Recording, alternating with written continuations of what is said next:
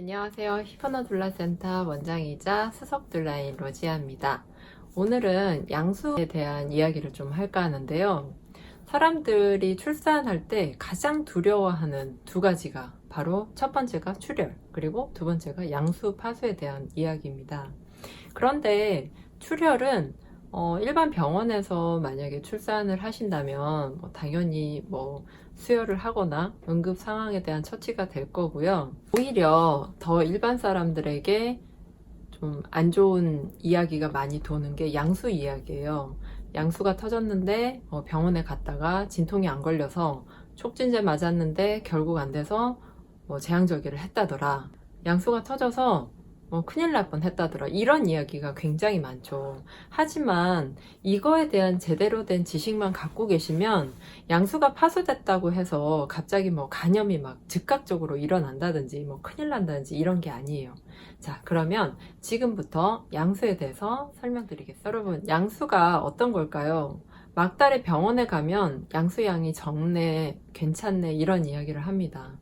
양수 양이 적당하다면 모를까, 적다면 아이가 좀 위험할지도 모른다 이런 이야기도 많이 하는데요. 양수의 대부분은 아기의 소변인데 아기가 대사가 잘 안 일어난다는 건 그만큼 산모가 피곤한 상태다.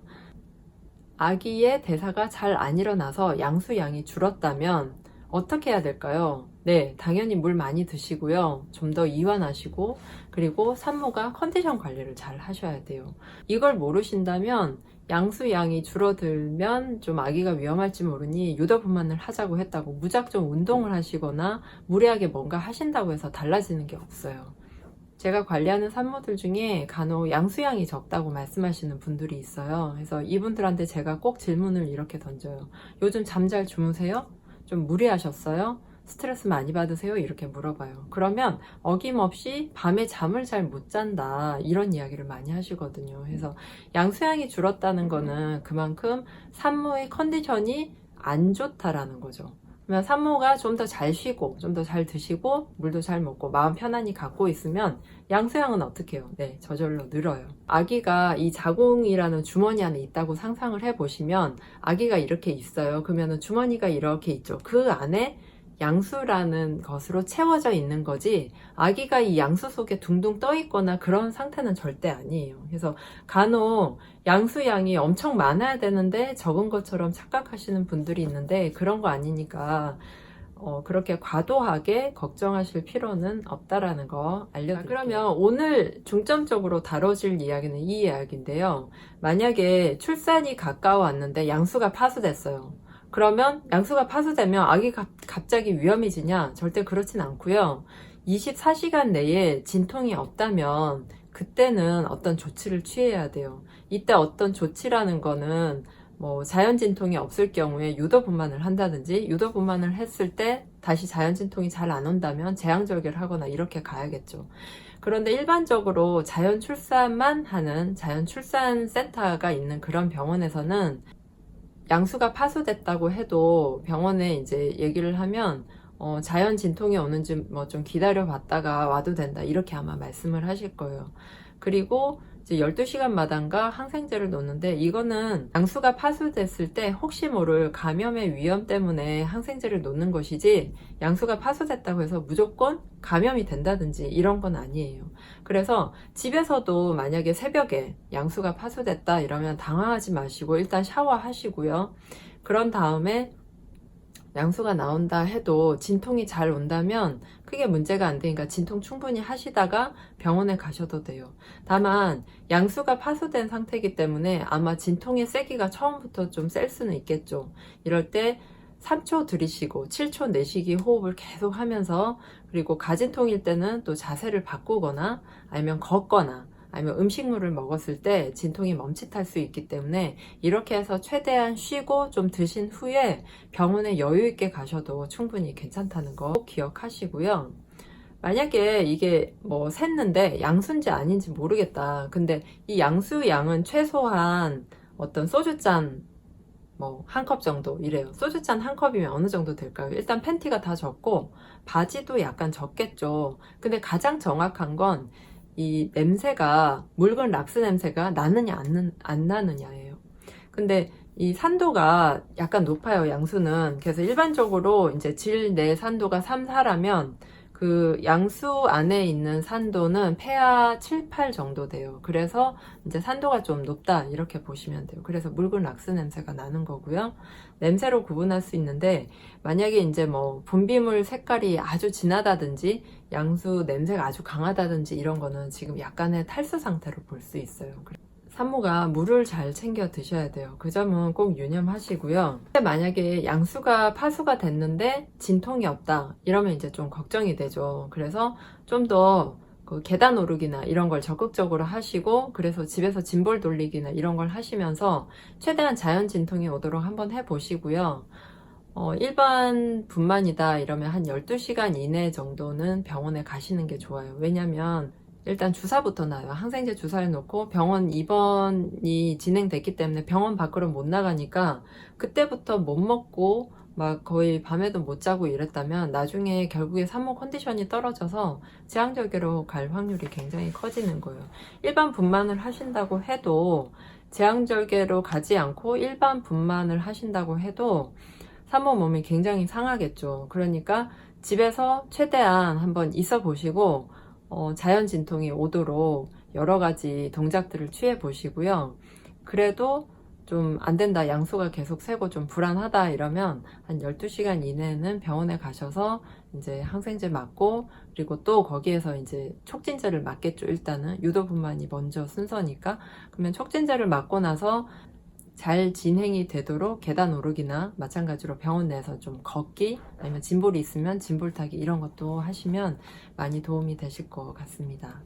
양수가 파수되면 왜 감염이 이루어질 거다라고 생각했냐면 최근까지도 이 출산에 대해서 많이 밝혀진 게 없다 보니까 태아는 완전히 무균 상태다 이렇게 사람들이 오해를 하고 있는 거예요. 그래서 아직도 여전히 양수 안에는 이렇게 무균 상태이기 때문에 양수가 파수되고 나면 태아가 위험해질 수 있다, 감염이 될 수 있다 이렇게 보지만, 양수 내에도 미생물이 있고 태아가 양수를 먹고 또 그걸 배설을 해서 소변으로 내보낸 게 또 양수잖아요. 양수 안에 미생물이 있다 보니까 태아의 장내에도 세균이 있어요. 그래서 아기들이 이제 처음에 태어나서 모유를 먹건 아니면 분유를 먹건 그때는 좀 어떤 장내 세균층이 충분하지 않지만 약 생후 6주 정도 지났을 때는 장내 세균층이 굉장히 풍부해진다고 해요. 특히 모유는 유산균 그 자체예요. 그래서 모유를 먹이면 엄마가 뭐 자궁 수축도 잘 되지만 아기한테도 유산균이 충분히 흡수돼서 너무너무 좋다고 볼 수 있겠죠. 하지만 모유와 분유와 혼합 수유를 하신다든지 아니면 분유만 먹이는데 아기가 좀 힘들어한다 이러면 당연히 유산균 바로 먹이셔도 돼요. 그래서 유산균은 아기가 태어난 직후부터 먹이셔도 무방하다 이렇게 정리해서 말씀드리자면, 첫 번째, 막달에 양수양이 적다면 엄마의 컨디션이 안 좋은 거다. 그래서 산모가 잘 자고 잘 먹고 물도 많이 드시고 이렇게 컨디션을 먼저 챙겨라, 이걸 말씀드리고 싶고요. 두 번째, 양수가 파수됐을 때 무조건 병원에 가지 마시고 자연 진통이 온다면 당연히 괜찮고 자연 진통이 오지 않는다면 한 12시간 이내에 병원에 가셔도 무방하니까 천천히 샤워를 하고, 그리고 자연 진통이 올 수 있도록 실내 계단 오르기라든지 아니면 짐볼에서 골반 돌리기 아니면 걷기라든지 이렇게 해서 최대한 자연 진통이 오도록 한 다음에 병원에 가셔라, 이걸 말씀드릴게요. 그리고 세 번째로, 우리가 알고 있는 상식과 달리 양수 내에도 미생물이 있고 아기는 그 양수를 먹고 또 소변으로 내보내고 그게 다 양수이기 때문에 아기의 장내, 태아의 장내에도 세균층이 있습니다. 그래서 아이가 태어났을 때 유산균을 언제부터 먹일까 고민하지 마시고 바로 먹이셔도 상관없는데, 엄마의 모유 속에는 유산균이 굉장히 풍부하다, 요걸 기억하시고 모유 수유를 쭉 하신다면 아마 유산균을 별도로 안 먹여도 될 겁니다. 오늘은 여기까지 하고요. 여러분 중에 혹시 지금 임신 중이신데 이런 게 궁금하다, 내지는 출산이 얼마 안 남았는데 이런 거 어떻게 해야 되냐라고 궁금하신 게 있으시다면 아래 댓글로 남겨주시면 제가 다음 영상에서 답변 드리도록 하겠습니다.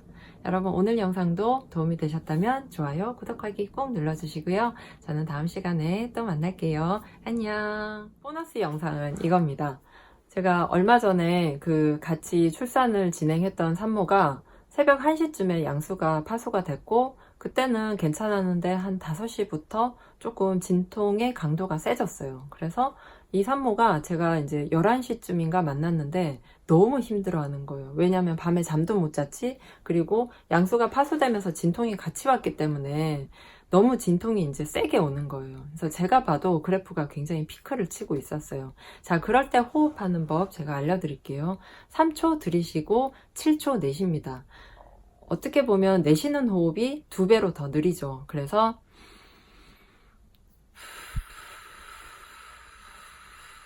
이렇게, 네. 자, 3초 들이쉬고 다시 7초 이렇게 내쉬는 걸로 계속 호흡을 한번 해보시면 좋고요.